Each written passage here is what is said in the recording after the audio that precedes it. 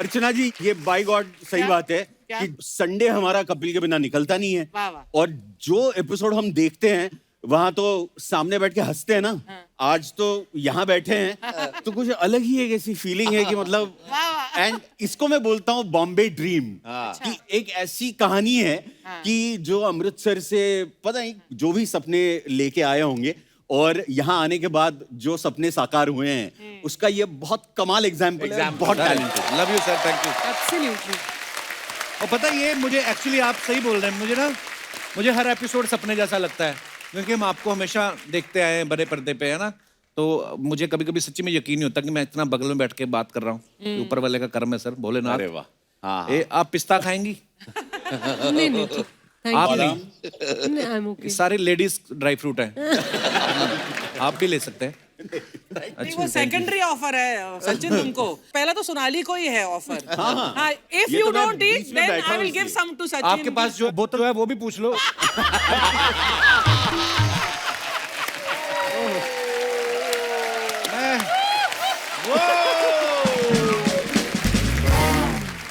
मुझे अर्चना को एक कॉम्प्लीमेंट देनी है।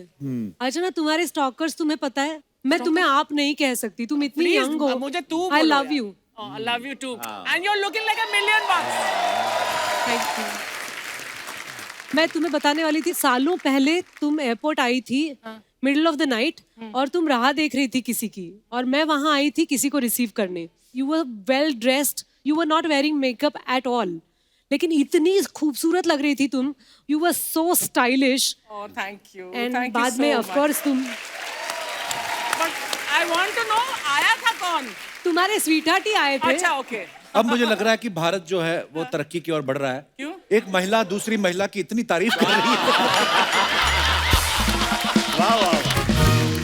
ऐसा नहीं है कि लड़कियां गॉसिप करती हैं और जेलस होती हैं। Exactly. आप जाओ एक वैन में बैठ जाओ, मुझे रिकॉर्ड करना है। आप लोग क्या बातें करते हो मुझे रिकॉर्ड ही करना है।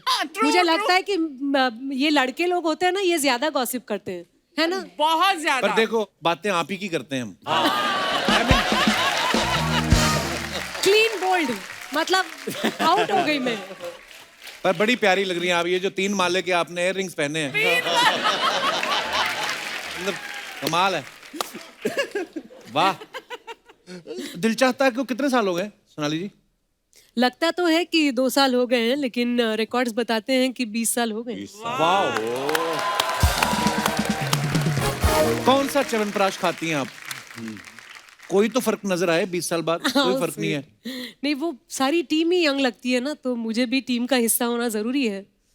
तो माँ बन गई हूँ, लेकिन वही एक शायद च्यवनप्राश है। आपकी शादी हो गई? ये बड़ा डिसअपॉइंटेड है। बेटी है मेरी 10 साल की।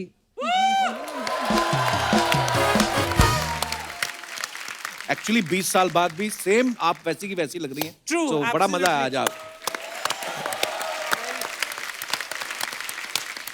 ये सीरीज में रवि भैया चीटिंग करवा रहे हैं।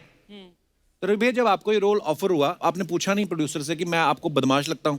हाँ, मतलब मैं पहली बात तो शॉक्ड हो गया कि मुझे क्यों। तो बड़ा ग्रेसफुली मनोज पिल्लई उन्होंने कहा कि नहीं, आप ही कर सकते हो ये किरदार। बड़ा ही चेहरा ऐसा बहुत स्व और बहुत ही पैलेशियल घर है इसका, इसकी एक जर्नी है वो। और उसको मतलब मुझे फिर ऐसा लगा कि किरदार तो मैं करता हूँ और अनगिनत रूप मैंने 650 फिल्म की अभी तक। क्या बात है। तो ये रोल जब मुझे मिला, मैं बोला ठीक है किरदार ही करना है। तो बोले सब कहें सांसद हो गए आप, अब बड़ा सोच समझ के।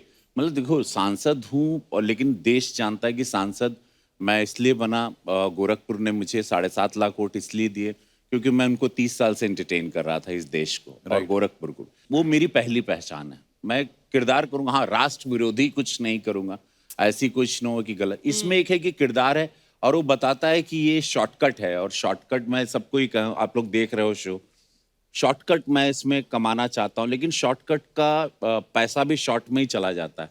इसलिए जिंदगी में हम लोग सब लोगों ने मेहनत की। हम ये चारों जो बैठे हैं, हम लोगों ने लोग चल कर आते हैं, हम लोग रेंग कर ऊपर आए हैं।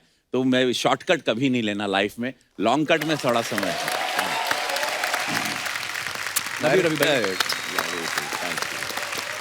इनसे भी मेरी मुलाकात हुई थी, एक श्याम बेनेगल जी की हम लोगों ने फिल्म की थी हम लोग। अरे याद मत दिलाओ।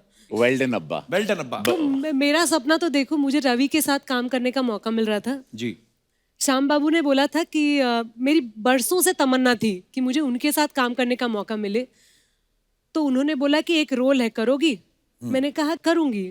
उन्होंने कहा कि बहुत स्वीट किरदार है और एक न्यूली मैरिड कपल होता है, तुम बीवी हो और रवि किशन तुम्हारे पति रहेंगे।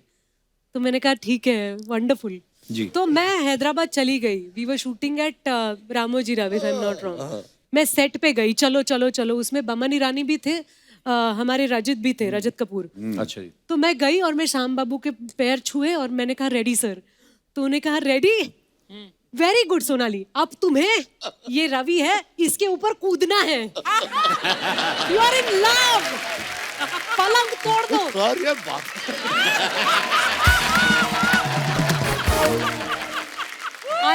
मतलब मैं शर्म से पानी पानी हो गई, लेकिन रवि था साथ में तो हमें मजा भी बहुत आया।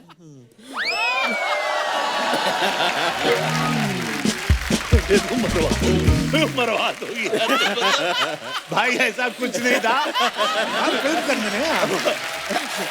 अरे नहीं भाई, अरे रुको, अरे 300 लोगों की यूनिट थी, कैमरामैन था, श्याम बाबू बैठे थे।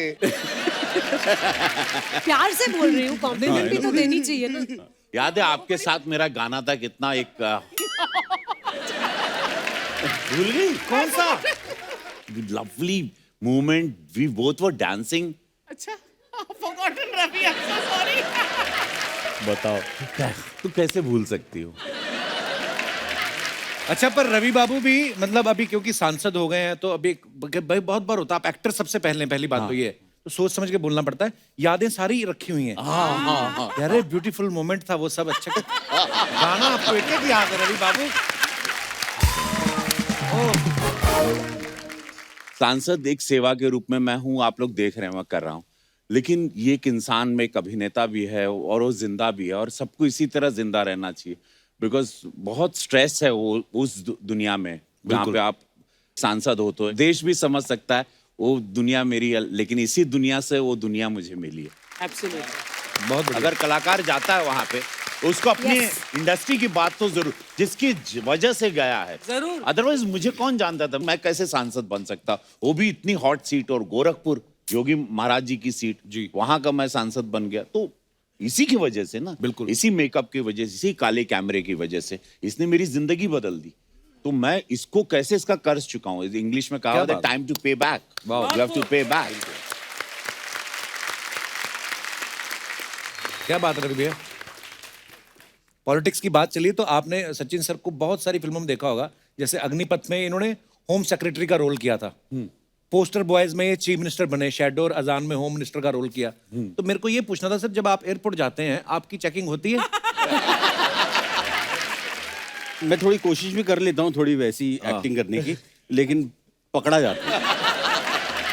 मैंने ना पता नहीं बादशाह मूवी में शायद जब आप वो धोखा करते हैं राखी जी के साथ, जी। कसम से मेरे दिमाग में नहीं आया कि ये बंदा निकलेगा मेन। तभी तो कास्ट किया खराब। था। वो यही और अब्बास मस्तान जी की पिक्चर थी, और अब्बास मस्तान जी ने कहा था ऐसा आवाज लगा लेना पुरी साहब के आगे। अच्छा। तो मैंने कहा सर आप ऐसा मत करो, मतलब हम अपनी नाभि से चिल्ला भी देंगे तो भी पुरी साहब जैसी आवाज तो नहीं आएगी। नहीं नहीं, आज देखो तुम पर शक नहीं जाएगा, इस फिल्म की सारी दारो मदार तुम पे है। तो मैंने भी कुछ ऐसी वाली कुछ एक्टिंग कर ली थी, but it was very popular. आज इतने सालों बाद अगर तुम्हें याद है कपिल, बिल्कुल बिल्कुल तो क्या it was- सोनाली जी की बहुत सारी फिल्मों के आपने नाम बड़े इंटरेस्टिंग होते हैं, जैसे गुलाब जाम, कैरी, रेस्टोरेंट, लव खिचड़ी, कच्चा लींबू। आप प्रोड्यूसर को बोलती नहीं मेरे को कहानी सुनाओ, मेरे को मेन्यू मत दिखाओ कभी आपकी। पर एक्चुअली ये कोइंसिडेंस है, आपको ऐसे ऐसे खाने पीने वाले नाम मिलते हैं।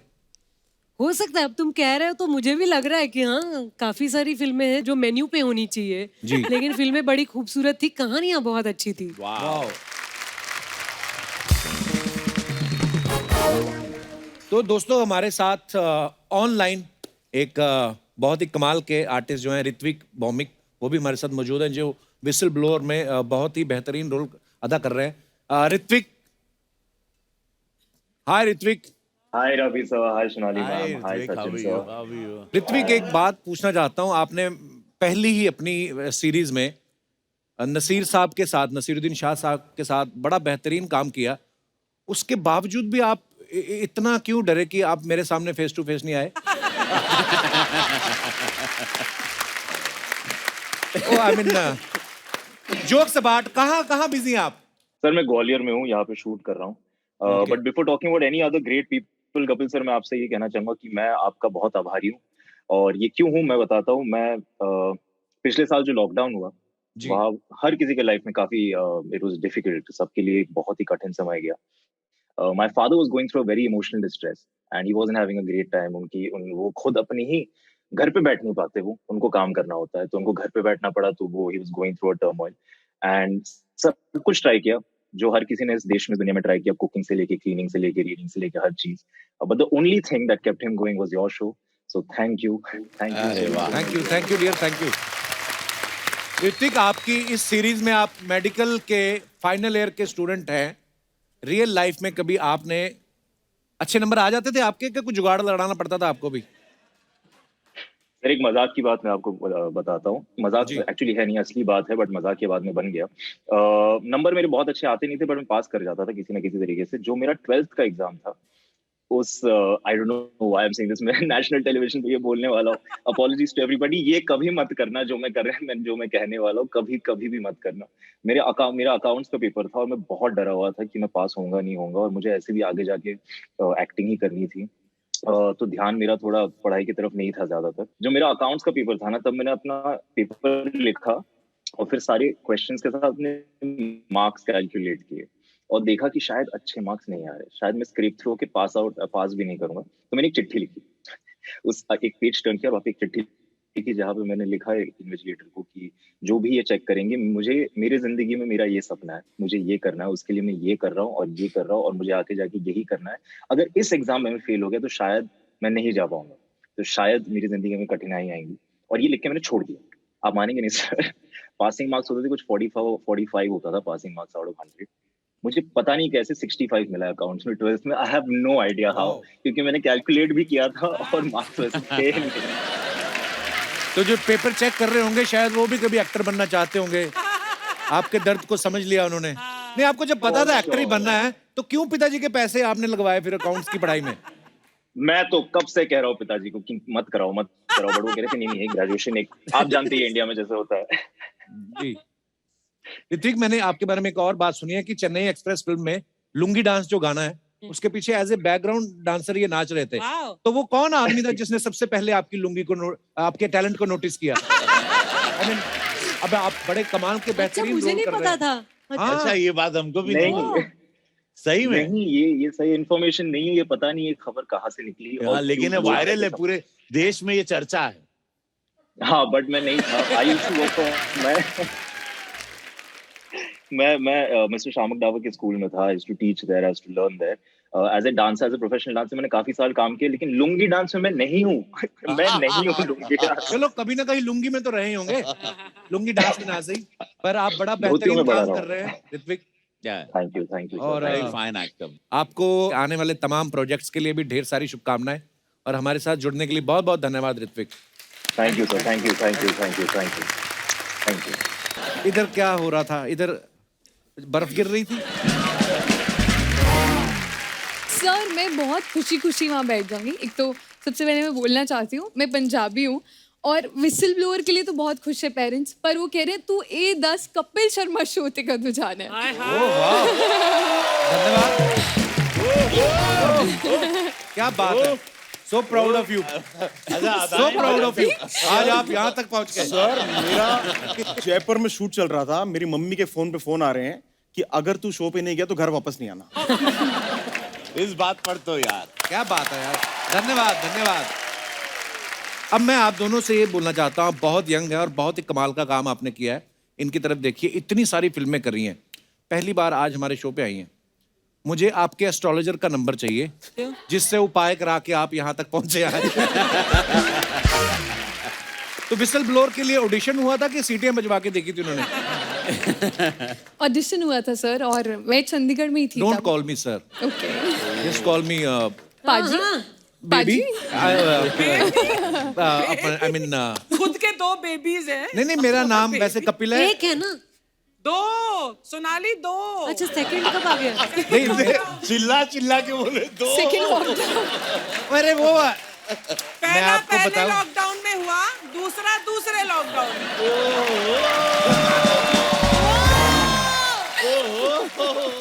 ऐसा कोई ज्यादा सोचने की बात नहीं, इतने इतने से है। छोटे छोटे बच्चे हैं, उनको क्या मतलब ऐसा है। तो हाँ, doesn't आप कुछ कह रही थी जी अंकिता? सर सर नहीं, मेरा नाम कपिल है, घर का नाम मेरा जानू है।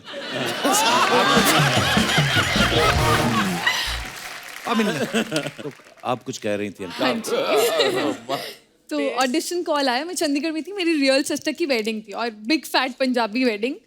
तो कॉल आया कि ये शो है और मैंने थोड़ा ब्रेक लिया हुआ था, मैंने इससे पहले टेलीविजन किया है। मैं बहुत ही डेस्परेटली OTT पर आना चाह रही थी और जब सुना तो लगा कि ये बहुत सही शो साउंड कर रहा है, तो मैं ऑडिशन देना चाहती थी। लेकिन शादी का माहौल तो सबको चुप करवाया, अंदर ऑडिशन दिया और फिर 1 हफ्ते बाद मुझे बोल दिया गया कि मैं शॉर्टलिस्टेड हूँ। वाह।